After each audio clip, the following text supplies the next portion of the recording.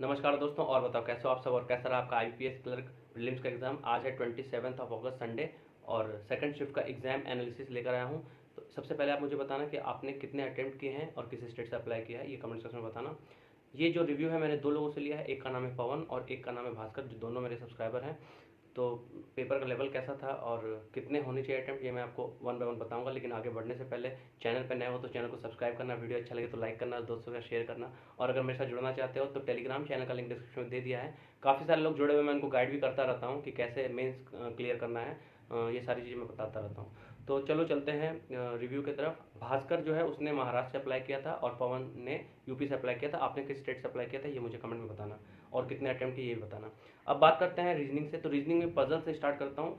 Month based puzzle था जिसमें 8% बैठे हुए थे, 5 क्वेश्चन था। पैरेलल रो बेस्ड पजल था, 5 लोग ऊपर बैठे हुए थे, 5 लोग नीचे, जो नॉर्थ साउथ वाला पजल होता है, सिटिंग अरेंजमेंट बोल सकते हैं इसको। इसमें 5 ऊपर 5 नीचे बैठे हुए थे, 10 लोग थे, ये था एक। उसके बाद एक फ्लैट और फ्लोर बेस्ड पजल था जिसमें 2 फ्लैट दिए हुए थे, 4 फ्लोर था। सीलॉक्स के 2 क्वेश्चन आए थे और 3-3 वर्ड वाले क्वेश्चन आए थे जिसमें 3-3 वर्ड का बंडल होता है और क्वेश्चन उससे पूछे जाते हैं। इसके 5 क्वेश्चन थे। उसके बाद डायरेक्शन और डिस्टेंस के 3 क्वेश्चन थे। ब्लड रिलेशन के 3 क्वेश्चन थे।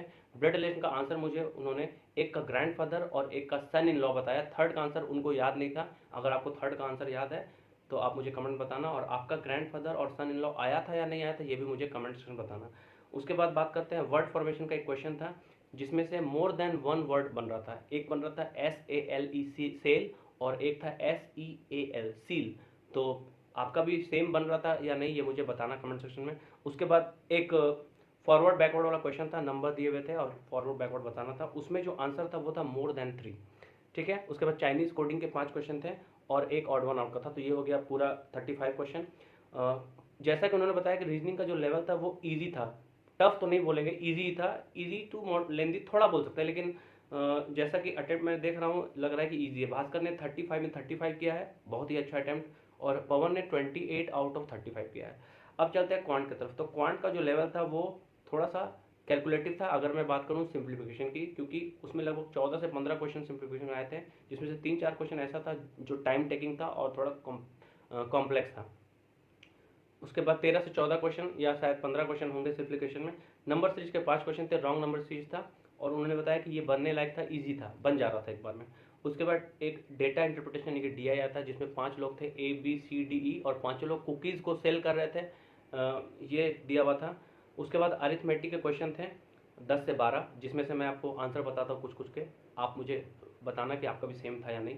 पार्टनरशिप का एक क्वेश्चन था जिसमें A और B का डिफरेंस पूछा गया था। इसमें आंसर था 720। SICI का एग्जैक्ट आंसर उनको याद नहीं था, लेकिन फिर उन्होंने बताया कि 7550 था उनका आंसर। आप बताना सही है या नहीं। उसका मेंसुरेशन का क्वेश्चन था जिसमें पेरीमीटर ऑफ स्क्वायर पूछा गया था और आंसर था उनका 132। उसके बाद एज का क्वेश्चन था, भारती का एज पूछा था जो कि 33 आ रहा था, 33 ईयर्स। देन एवरेज के क्वेश्चन थे, प्रॉफिट लॉस के थे। मिक्सचर एलिगेशन का एक क्वेश्चन था जिसमें मिल्क और वाटर का रेशियो पूछा गया था, उनका आंसर आया 1:2।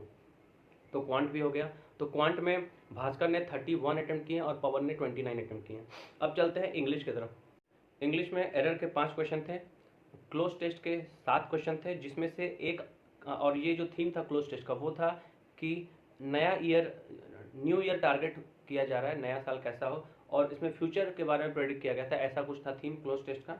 एक का आंसर उनको याद था अफेक्ट, AFFECT, बताना आप सही है या नहीं, या आपको अगर क्लोज टेस्ट के आंसर से याद है तो कमेंट सेक्शन में जरूर बताना। उसके बाद सिंगल फिलर आए थे जिसके 3 क्वेश्चन थे। उसके बाद सेंटेंस रीअरेंजमेंट का क्वेश्चन था, जो नए वाले सेंटेंसेज आजकल आ रहे हैं, एक सेंटेंस को 5 पार्ट में तोड़ दिया जाता है, छोटे छोटे पार्ट में, और उससे बाद पूछा जाता है कि कौन सा आंसर सही होगा, जैसे BACDE, ABCD, CFEG, ये नए वाले जो सेंटेंस अरेंजमेंट है उनके 5 क्वेश्चन थे। पैसेज था, और पैसेज में दिया गया था एक डिस्ट्रिक्ट था, उसके अंदर मलान नाम का एक जगह था जो कि टूरिस्ट प्लेस था, टूरिस्ट वहाँ पे जाते थे घूमने के लिए। इस पे थीम, मतलब ये थीम था पैसेज का, और इसके लगभग 10 क्वेश्चन थे, जिसमें से सिनोनिम पूछा गया था। एक सिनोनिम था स्प्रेड और एक था स्टे। तो स्प्रेड का आंसर उन्होंने लगाया एक्सटेंड, EXTEND, और स्टे का आंसर उन्होंने लगाया विजिट। आप मुझे बताना कि आपका भी सेम आंसर था या नहीं। उसके बाद फिलर के क्वेश्चन थे, sorry, fill in the blanks था पैसेज में ही। ठीक है, पैसेज में फिल इन द ब्लैंक्स था जिसका आंसर उन्होंने वर्किंग लगाया है। और एक क्वेश्चन ये था पैसेज का कि which of the following is true, और जिसका आंसर ए था। तो ये था ओवरऑल रिव्यू। पवन ने इंग्लिश में 30 किया और भास्कर ने 30। तो इस तरह से पवन का जो अटेम्प्ट है वो है 28 इन रीजनिंग, 29 इन क्वांट और 30 इन इंग्लिश, यानी कि टोटल मिला के 87 हो गया। और भास्कर का जो अटेम्प्ट है वो 35 इन रीजनिंग, 31 इन क्वांट और 30 इन इंग्लिश, यानी कि 96 अटेम्प्ट था। तो इन दोनों को बेस्ट ऑफ लक। और आप भी मुझे बताना कि आपका अटेम्प्ट क्या था और कौन से स्टेट से अप्लाई किया था। वीडियो अच्छा लगा तो लाइक और शेयर जरूर करना। तो इस वीडियो को यहीं तक रखते हैं, मिलते हैं फिर नेक्स्ट वीडियो में। वीडियो देखने का आपको बहुत बहुत धन्यवाद।